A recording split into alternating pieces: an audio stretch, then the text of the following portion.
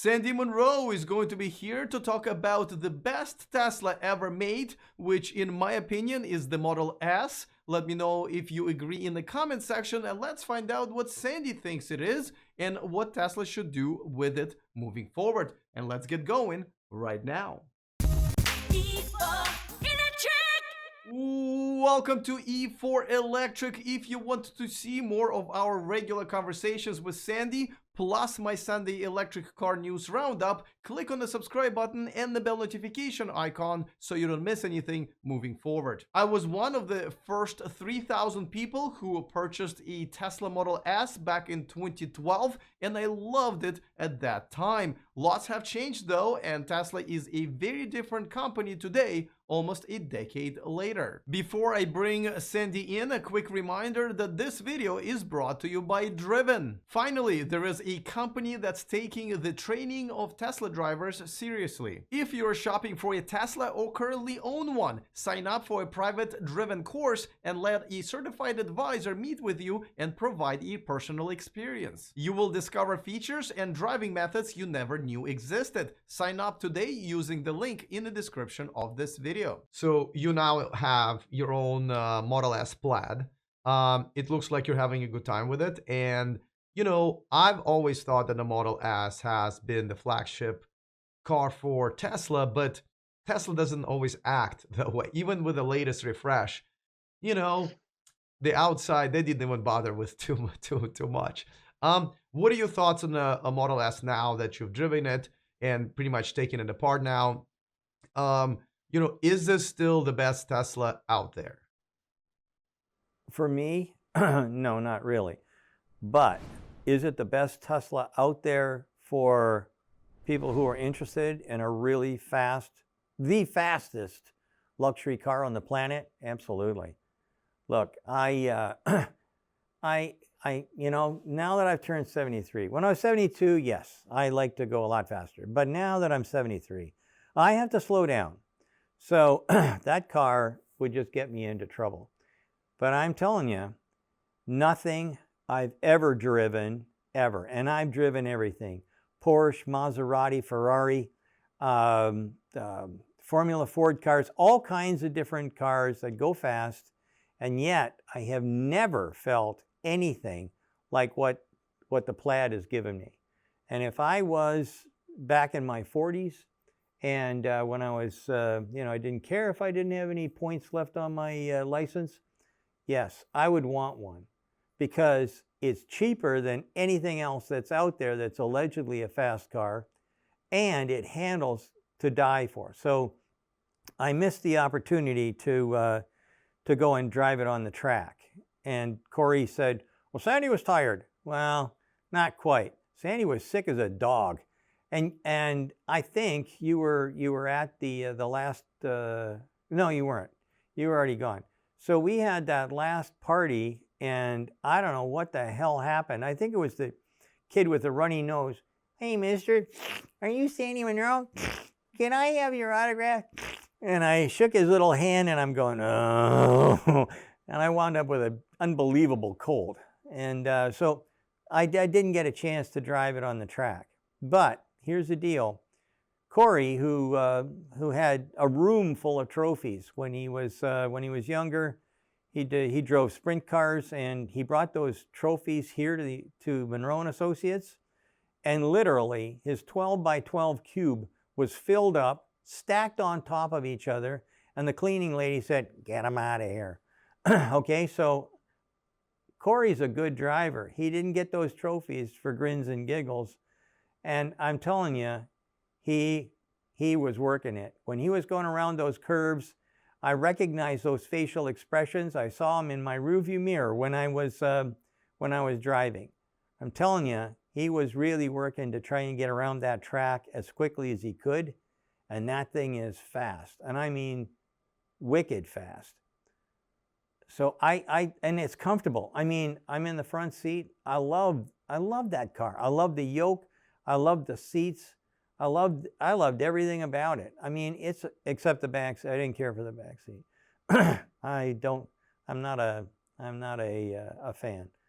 But everything else, tremendous, absolutely phenomenal.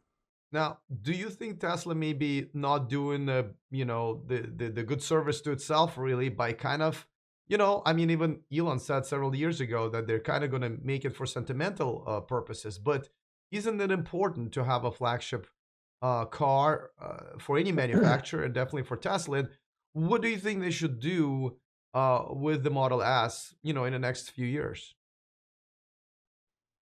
I don't know. They got the fastest car in the world right now. It's comfortable. Okay, so it's stylish, not over the top, but I'm not really into lots of chrome and stuff like that. So for me, that car looks just fine. And if you remember correctly, VW, you remember those guys, right? They had a car called the Beetle, right? How long did that hang around? Okay, that thing came to the United States first in 1949. It was already an old style in Germany. It just kept going and going. I mean, I remember as a kid, 20, 25 years old, and the Beetle didn't change at all. And then they brought it back to do it again. Style is like if somebody brought back a Duesenberg or an Auburn, right? 1932 boat-tailed Auburn. Do you think that people wouldn't whip their head around and look at it? Absolutely. Same thing is true with an S. People recognize it. They don't know if it's a year old or 5 years old, 10 years old. Who knows? They don't know. All they know is that that's the fastest car on the planet. So it is their flagship. But I will tell you, there's one car that I like better, and we haven't had a chance to tear it apart and whatnot. And the projection is that they're going to make 78,000 of them this year, and that's the X. The X, as far as I'm concerned, when I first saw it, I didn't care for it at all because I was looking at it from an engineering standpoint. That car has been retooled and re-engineered here and there. And I talked to a couple of people who owned them. I talked to a lady in Boston and 2 people in Toronto that had the brand new X, and they are happy as anybody could possibly be with that vehicle. So Tesla does go back and does do some amazing things to fix things up, and I think that that's going to be their hallmark. They're not going to change what we would call the top hat, the outside skin. They're probably not going to do a lot of that, and they're probably going to keep it a similar styles to what they've got. But I don't see them losing market share because of that. And as far as I'm concerned, I think that I think their business model couldn't be much better. So, What do you think they should do about the range? I mean, Lucid obviously just kind of outdid them finally on the range. I'm sure Elon is not sitting on his hands either. What do you think Model S and Model X, since you mentioned that, what do you think their target range should be, in the next couple of years? well, Majid took his his Model S and pulled the battery pack out, and then he put in his battery pack. It went from 400 and something miles to 850 miles. What does Tesla have to do in order to get that technology? Elon picks up the phone. Hello, Majid. Hey, how you want to be a billionaire this afternoon? What do you think? Yeah? Okay, good. Thank you. Click. End of story. That's how things happen in the business. Anybody who thinks that they're going to somehow invent their way into the record books is nuts. What you do is there's a company today that's got something that was twice as good as what I've got. Hello, I'd like to buy you. How much? Okay, fine. Let's have lunch tomorrow. I'll bring the papers. Click. That's it. That's how it works, and that's what they're going to do. I mean, they found that little company, what it was, a Spring Power in Toronto, and the 4680 became fashionable. The 4680, I think, is still going to be hard to beat once it gets in. But then again, there's other things that are going on with LFP, lithium iron phosphorus. I keep wanting to say ferrite, but nobody knows what that is. That's what the F is. Iron is really ferrous. So at the end of the day, that's got legs, big legs. That's going to be something where things are going to hang around for a long time. And then you've got lithium sulfur batteries that are held together with graphene. That's got legs. That's big stuff. There's going to be more and more advances in the battery field coming up here than you could possibly imagine. So, and I believe that as they come into maturity, Tesla's not shy about throwing money at them, and they'll go and pick it up. So why do you think that phone call hasn't happened yet between Elon and your friend Majib, right? Yeah. What do you think is holding him back, or do you think they got something up their sleeve that maybe is even better, or do you think that 4680 is what they want to stick with? Well, first off, I know Majib for a long time, and he's a friend, but I don't think he'd tell me. I don't think he'd tell me if Elon was on the phone buying his company. I think that I know that at the electronics show, the Consumer Electronics Show, they were at the Wynn building or whatever it is. That was right in back of where I was in, I don't know what building I was in. The hotel was... I think it was Venetian. Was I in the Venetian? I think so. Okay. So anyway, it doesn't matter. But anyways, let's say at the Venetian. And out my bedroom window, I could see the Wynn next door. And I could see a steady parade of people going into the front door. And they were coming from the convention center. Well, you can only have so many people in a hotel. And by the comings and goings, it struck me that there were a lot of people going there, and that's where Majib, well, that's where one had their car displayed, and I heard that they did phenomenally well. So I'm thinking that if Tesla doesn't do it, somebody will. So there you go. Like I say, in this kind of a market, there's going to be people. There's going to be people making deals left, right, and center.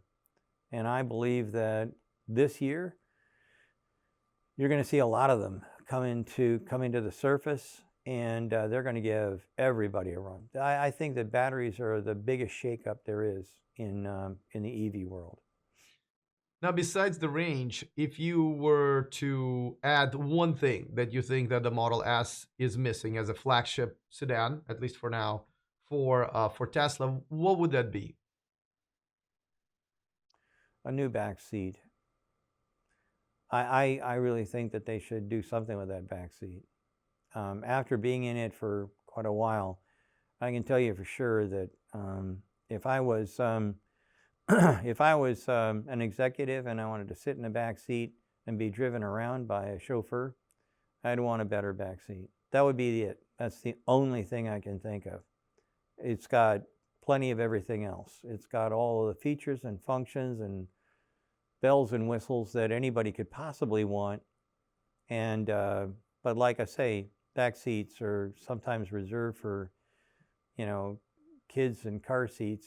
But it's that seat's not ready for an executive.